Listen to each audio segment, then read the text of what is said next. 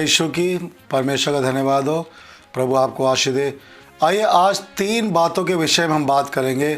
बहुत ही महत्वपूर्ण बातें हैं एक जयवंत मसीह होने के लिए, विश्वास में बढ़ने के लिए, परमेश्वर की निकटता में जाने के लिए। आज मैं आपको 3 बहुत ही महत्वपूर्ण बातें बताऊंगा जो पवित्र वचन से हैं।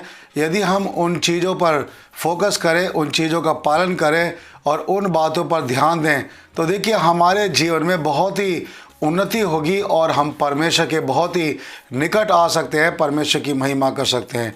तो आइए उन 3 बातों पर हम विचार करें। सबसे पहली बात जो परमेश्वर का वचन हमको बताता है, हम जानते हैं संत प्रेरित पौलुस जो अपने वचन में तीमुथियुस के नाम एक पत्री लिखता है, और आइए उसकी दूसरी पत्री को हम विचार करें।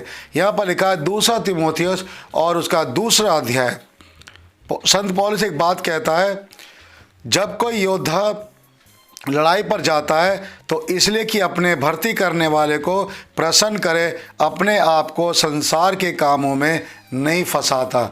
संत पौलुस यहाँ पर एक बात कहता है कि जब कोई योद्धा लड़ाई पर जाता है, हम जानते हैं जो सैनिक होते हैं और जो सिपाही होते हैं, जब वो युद्ध करने जाते हैं तो वो अपने कमांडिंग ऑफिसर को प्रसन्न करते हैं। वो वही काम करते हैं जो उनको कमांड दी जाती है और उससे ना दाएं मुड़ते हैं ना बाएं मुड़ते हैं, परंतु उनको पता होता है उनके कान उनके आदेश देने वाले उस व्यक्ति पर रहती है जो उनका अधिकारी होता है, और जो कुछ उन्हें निर्देश मिलता है उसी निर्देश का वो पालन करते हैं, क्योंकि वो उससे इधर उधर नहीं मुड़ते। और यही कारण है कि उनको जय मिलती है और उन्हें पता होता है कि उनको क्या करना है। तो देखिए यहाँ पर लिखा है वो जो सैनिक है वो क्या करता है, वो अपने भर्ती करने वाले को प्रसन्न करना चाहता है, अपनी इच्छा इस्तेमाल नहीं करता, अपनी इच्छा से कुछ भी नहीं करता, परंतु जो कुछ सीखा है और जो कुछ सिखाया गया है उसी आधार पर वो काम करता है और अपने भर्ती करने वाले को प्रसन्न करता है। हम सब जानते हैं परमेश्वर ने हमको बुलाया, हम किसकी इच्छा पे चलते हैं, हम किसकी इच्छा पे काम करते हैं। देखिए हम भी प्रभु यीशु मसीह के सैनिक हैं, हम भी प्रभु यीशु मसीह के योद्धा हैं, और प्रभु यीशु मसीह ने हमको बुलाया, प्रभु यीशु मसीह ने हमको चुना है। और हमारी लड़ाई किसी इंसान से नहीं, हमारी लड़ाई अंधकार के हाकिमों से, अंधकार की शक्तियों से है।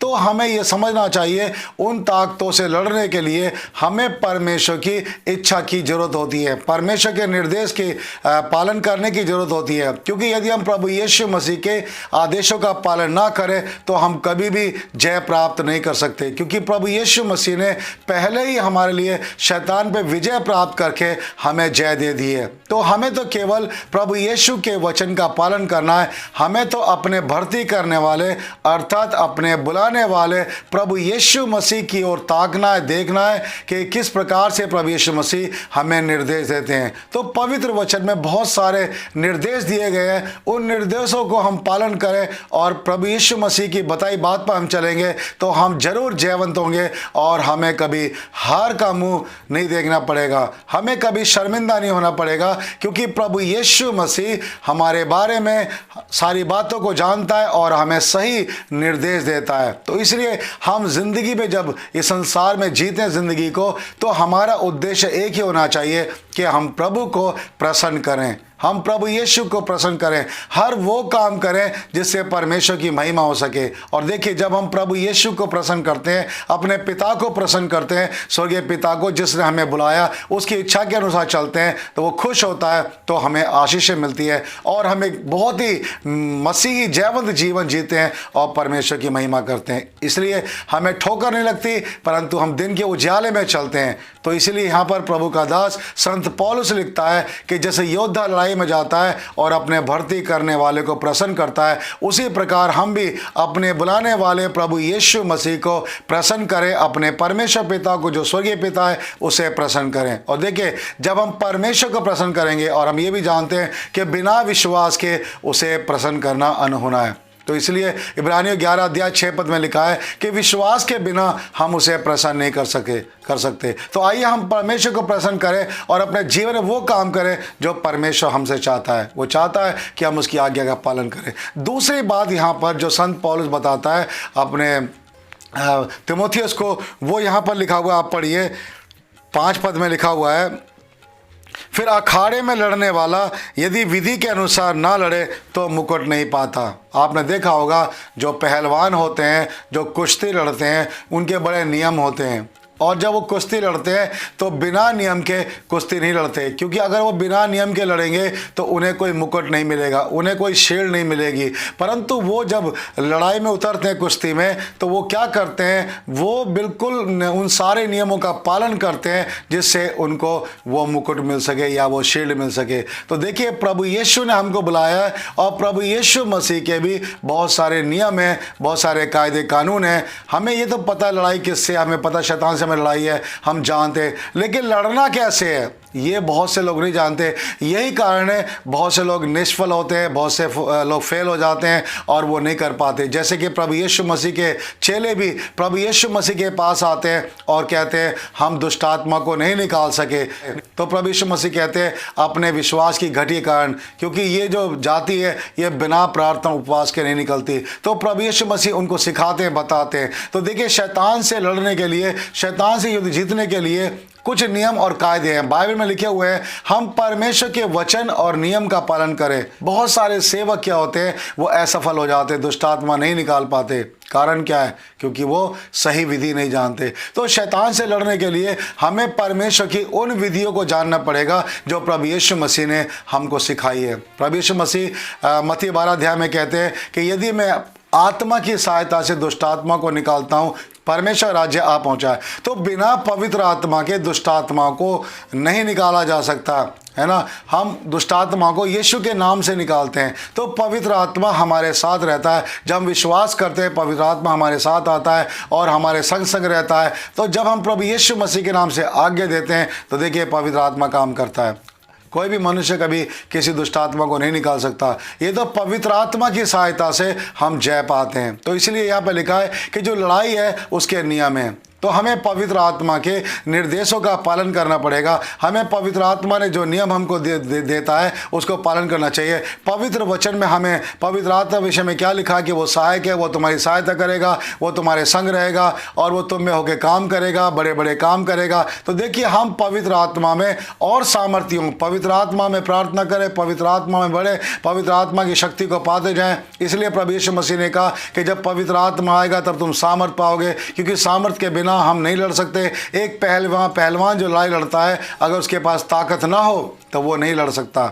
ताकत चाहिए, सामर्थ चाहिए। तो परमेश्वर का राज्य भी बातों में नहीं है परंतु सामर्थ में है। तो पवित्र आत्मा हमारी अगुवाई करता, हमें चलाता है, और फिर हमें कभी हार का मुंह देखना नहीं पड़ता, परंतु हम सामर्थ पाते हैं और उस कुश्ती में जो परमेश्वर ने हमको दी है शैतान से लड़ने के लिए, हम जय पाते हैं। हर बात पर हम जय पाते हैं, चाहे वो पाप हो, चाहे वो अधर्म हो और चाहे वो अंधकार की शक्तियां हो, प्रभु यीशु के नाम से हम उन पर जय पाते हैं। तो एक मसीह जैवत जीवन जीने के लिए हमें पवित्र आत्मा की सामर्थ की आवश्यकता है। तो इसलिए हम एक पहलवान भी हैं और हमें उसके नियम का पालन करना है कि किस प्रकार से पहलवान क्या करता है, बहुत संयम करता है।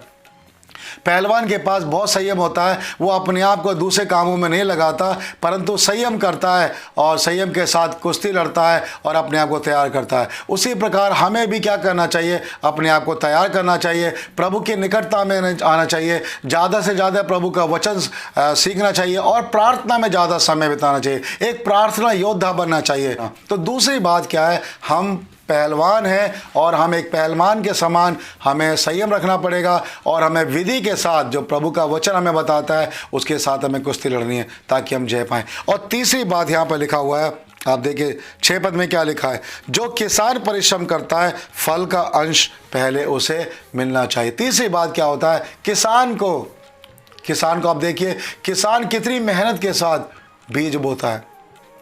वो तुरंत जाकर मिट्टी में ऐसे बीज नहीं डालता परंतु वो मेहनत करता है, मिट्टी को खोदता है ना, उसके लिए परिश्रम करता है, उसमें से पत्थर को बीनता है और उसमें परिश्रम करता है और तब जाकर वो अपने खेत में अच्छा बीज बोता है।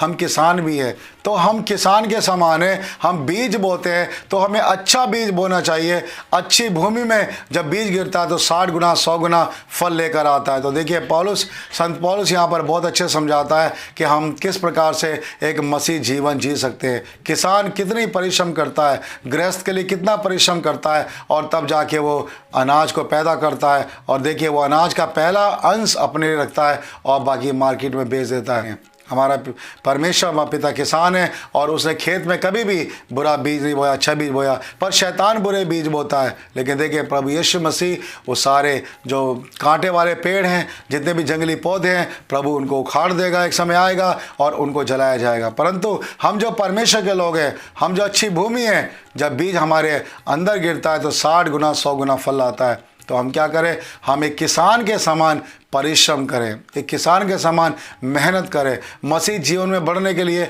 हम मेहनत करें। हम सोचते हैं कभी कभी परमेश्वर अपने आप दे देगा, अपने आप कर देगा। ये सच बात है, परमेश्वर हमें चुनता है और अपने आप बुलाता भी है। लेकिन क्या हम परिश्रम ना करें, क्या हम परमेश्वर की इच्छा पालन ना करें, क्या हम परमेश्वर के वचनों का पालन ना करें? हमें परमेश्वर के वचनों का पालन करना चाहिए, परमेश्वर के वचनों में बढ़ना चाहिए और हमें परिश्रम करना चाहिए। तभी तो प्रभु यीशु मसीह ने कहा, यदि कोई अपना क्रूस उठाकर मेरे पीछे ना आए तो वो मेरा चेला नहीं हो सकता। तो क्रूस उठाने का मतलब है दुख उठाना, परिश्रम करना। जैसे किसान परिश्रम करता है, दुख उठाता है, सर्दी गर्मी में, है ना, फसल बोता है, वो समय नहीं देखता, दिनों रात नहीं देखता, परंतु पूरे मन से खेत में बीज बोता है, परिश्रम करता है। उसी प्रकार हमें भी परिश्रम करना चाहिए, तब जाके फल का अंश हमको परमेश्वर देगा। हम प्रभु के उस फल को पाएंगे, प्रतिफल को पाएंगे और एक जयवंत मसीह जीवन हम जी सकते हैं। तो इन 3 बातों को अपने जीवन में हम लागू करें। हम परमेश्वर के साथ चलें, पहली बात हम उसे प्रसन्न करें, दूसरी बात हम संयम करें, संसार के कामों में अपने आप को ना फंसाएं, परंतु हम विधि के अनुसार परमेश्वर के वचन पे चलें, नियम के अनुसार चलें, परमेश्वर की महिमा करें। और तीसरी बात, हम किसान के समान कठोर परिश्रम करें और परमेश्वर की महिमा करें और प्रभु के साथ लगातार चलते रहे। तो देखिए परमेश्वर हमारे परिश्रम का फल हमको देगा और हमें आशीषें मिलेंगी। परमेश्वर इन वचनों के द्वारा आपको आशीष दे। आप प्रभु में बढ़ते रहिए और परमेश्वर की महिमा कीजिए। परमेश्वर आप सबको आशीष दे। जय यीशु की।